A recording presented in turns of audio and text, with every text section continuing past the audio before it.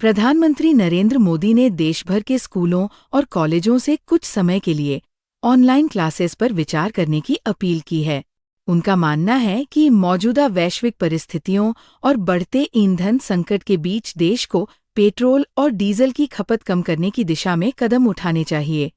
PM Modi ने कहा कि अगर विद्यार्थी घर से पढ़ाई करेंगे तो स्कूल बसों, निजी वाहनों और रोजाना यात्रा में इस्तेमाल होने वाले ईंधन की बचत होगी।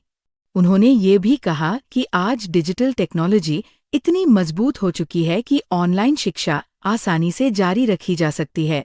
प्रधानमंत्री ने सरकारी और निजी संस्थानों को भी वर्क फ्रॉम होम और वर्चुअल मीटिंग्स को बढ़ावा देने की सलाह दी।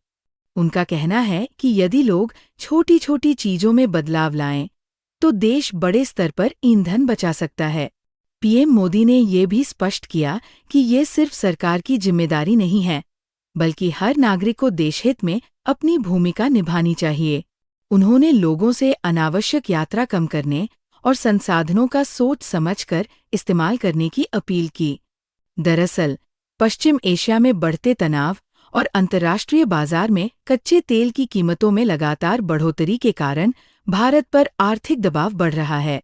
भारत अपनी जरूरत का बड़ा हिस्सा विदेशों से तेल आयात करता है, इसलिए तेल की कीमतें बढ़ने का सीधा असर देश की अर्थव्यवस्था और आम जनता की जेब पर पड़ता है।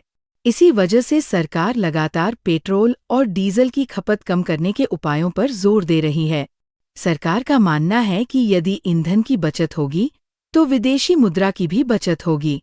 पीएम मोदी ने वोकल फॉर लोकल अभियान को मजबूत करने की भी अपील की। उन्होंने कहा कि लोगों को विदेशी उत्पादों की बजाय भारतीय उत्पादों को प्राथमिकता देनी चाहिए। इससे देश की अर्थव्यवस्था मजबूत होगी और घरेलू उद्योगों को बढ़ावा मिलेगा।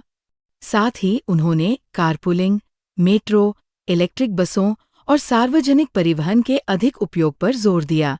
उनका मानना है कि यदि लोग सामूहिक रूप से छोटे छोटे बदलाव अपनाएं, तो इसका बड़ा असर देखने को मिल सकता है। हालांकि ऑनलाइन क्लासेस को लेकर लोगों की राय अलग-अलग है। कुछ लोग इसे ईंधन बचाने और ट्रैफिक कम करने की दिशा में अच्छा कदम मान रहे हैं, जबकि कुछ का कहना है कि लंबे समय तक ऑनलाइन पढ़ाई बच्चों की पढ़ाई और सामाजिक विकास को प्रभावित कर सकती है। कोविड काल में भी ऑनलाइन शिक्षा को लेकर कई समस्याएं सामने आई थी, जैसे इंटरनेट की दिक्कत, पढ़ाई में ध्यान की कमी और बच्चों का मानसिक दबाव।